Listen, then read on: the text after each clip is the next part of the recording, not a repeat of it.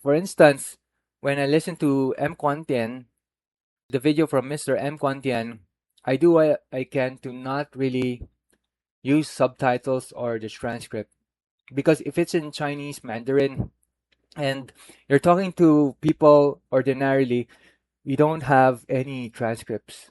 And so what I'm trying to see is if I can understand a person speaking Mandarin without having any transcripts at all.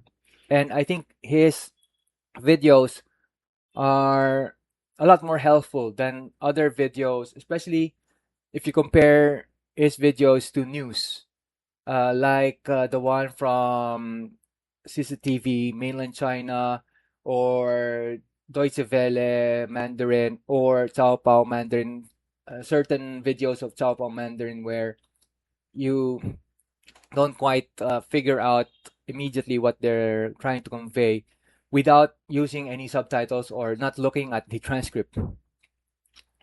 But for M. Kwan Tian, I think more or less I could get hold of the information very well. And his topic is actually about technology, about startups, about investments.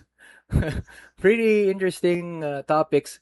But I also would want to say that there are times when he does make mistakes also. I think it's if you're focusing on the pronunciation of the words, there are times when he does make mistakes actually. The pronunciation of the words, the vocabulary, sometimes he doesn't know what the word is in Chinese Mandarin for that word. So he uses an English word which he pronounces in a certain way. And then as for his opinions, well, he is very opinionated about, for instance, China and Taiwan. And I think it's good that we can hear his opinion about this issue because he says that, well, Taiwan and China, there's this thing going on where China really wants Taiwan.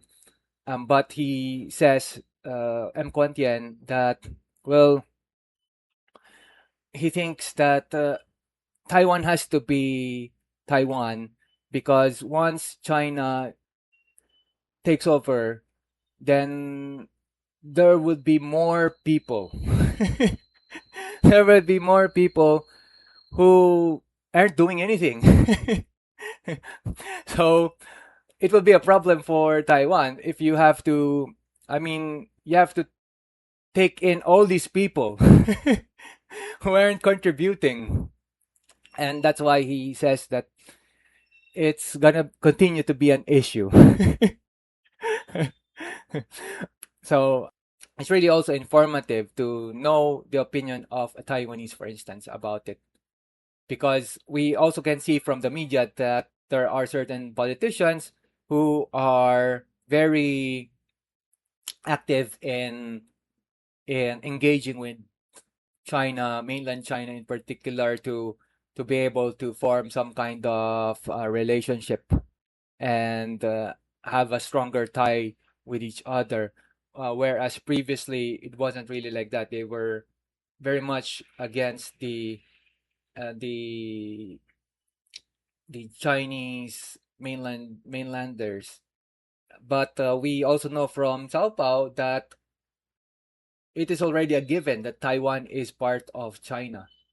When you look at the news, it's there. Taiwan is already part of China. You don't you don't you don't set them apart.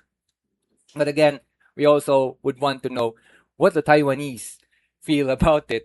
And a data point is Mr. M. Quantian, who gives his data point, and I think it makes sense.